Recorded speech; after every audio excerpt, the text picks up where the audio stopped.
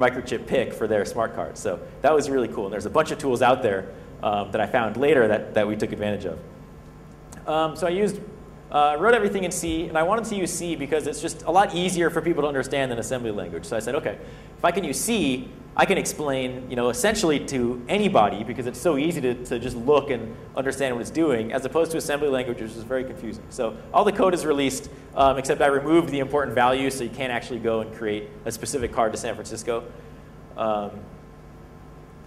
So what I did is once I was able to emulate the transaction just straight captured from the card, that's when I started changing data and saying, okay, what if I change that balance value to all Fs instead of 0 AF or 127?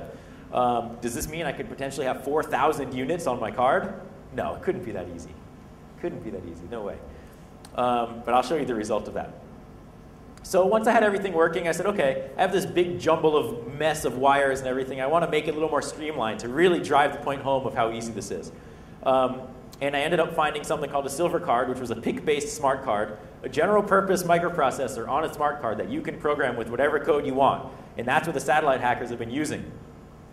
So there's a link to that. But now you go from the jumble of wires, number 1, to number 3, which is just a smart card. And it was just very, very easy to, now I have my code running on the smart card, and it looks essentially the same, unless somebody's actually looking at the image on the card. You just walk up and put the card in the meter. And this next video is funny because I was holding my 1-year-old son.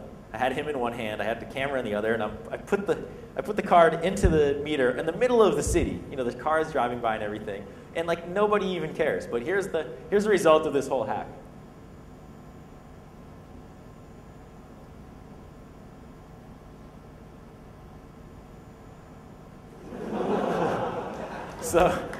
And because the meter listens to whatever the card says, the meter now says, oh, you have $999.99.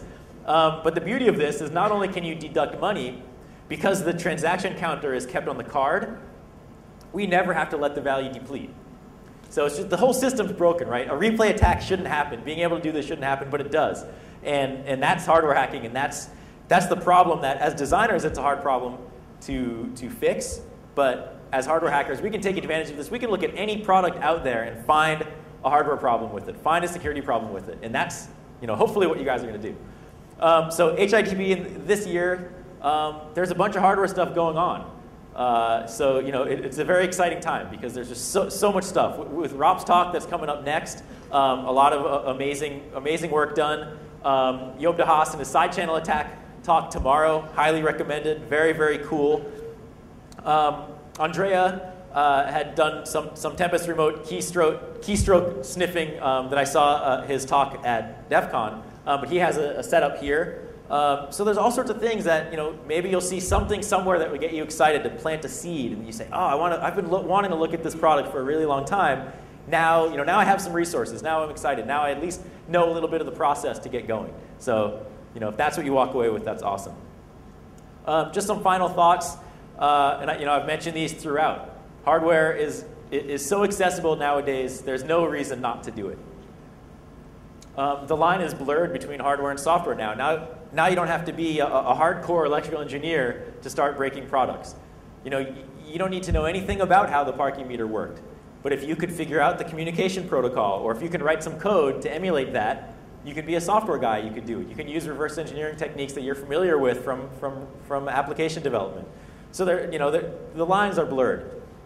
Simple classes of attack, very simple things: replay, reading things from memory, sniffing bus lines, injecting data contents, all sorts of stuff.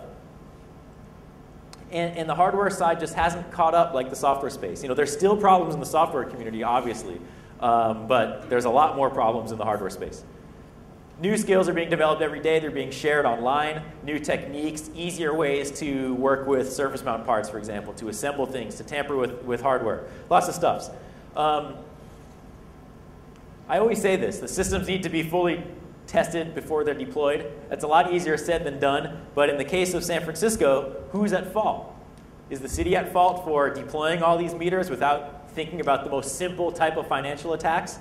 Or is it the meter vendor for selling the product possibly knowing about how easy it was to tamper with. So the systems need to be deployed. And then the media likes it too. So if we can take advantage of using the media to get our message out there, to spread our message, it will get people thinking. It will probably change the industry. Companies might start responding better by saying, ooh, we really need to fix this problem so we don't end up in the media. And then we'll also get more people involved by people reading articles and saying, ah, the hacker community, that's where I belong. And that's cool. So thanks for coming. Enjoy the show. And I'll see you guys around.